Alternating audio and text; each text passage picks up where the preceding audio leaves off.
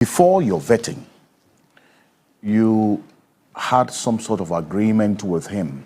He says he's your good friend, that you sat and you had an agreement that certain things that you said and some positions that you held in the past about the conduct and some dealings of the previous administration were overboard.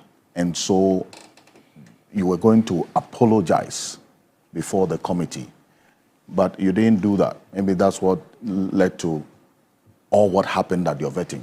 Was any agreement of a sort reached between you and him?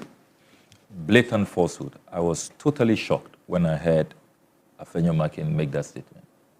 What am I going to be apologizing for? Some of the things you said. I should apologize to Ghanaians that I stopped the National Cathedral project, which will have sunk more than $400 million.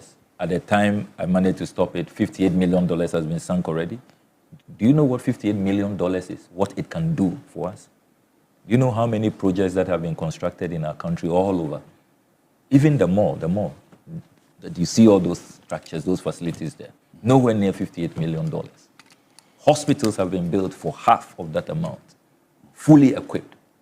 All we see is a pit. I should apologize for leading a campaign against state capture that don't sell cantonments land for 42,000 cedis, for 160,000 cedis, when others are buying it for $500,000, $600,000. When we went to the agric mechanization lands, the Vegetable Producer and Exporters Association, they told us that they were told by Jato and his gang that if they don't want their properties demolished, then they should pay $500,000. Your colleagues were there, the media captured it. Yeah. Only for them to see that ministers, MPs, had shared it amongst themselves, some paying as low as 42,000 cedis. We have the lease, we have the agreement, we have the document. I should apologize that our children were being fed with expired Moshosho rice, and which had been criminally rebagged. I should apologize that I made that expose and protected the children of our country. I should apologize that President Akufo-Addo has a presidential jet ordered by President Kufuor, more than $37 million in pristine condition, great shape, nothing wrong with it. He wasn't using it, packed it, shunted it aside, and was chartering 20,000 euros an hour.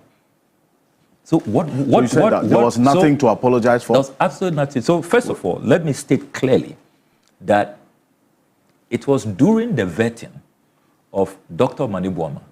Those proceedings were live. Mm-hmm. If you observe the vetting, when the minority leader walked in, he then beckoned, gave me a signal that he wants to meet me, he wants to see me. So it was live. You go back, and those who were there, they'll see that the minority leader had called me, and then he stepped out. So I then went to see him.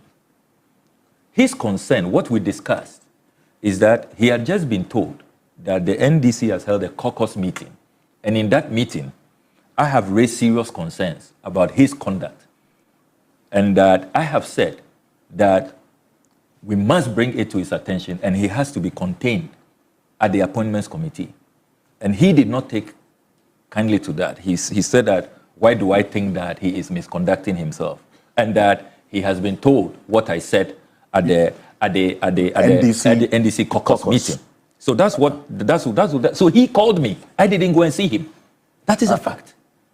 The Honorable Afenyo Markin called me during the vetting of Dr. Manibuama that he has heard everything I said about him at our caucus meeting.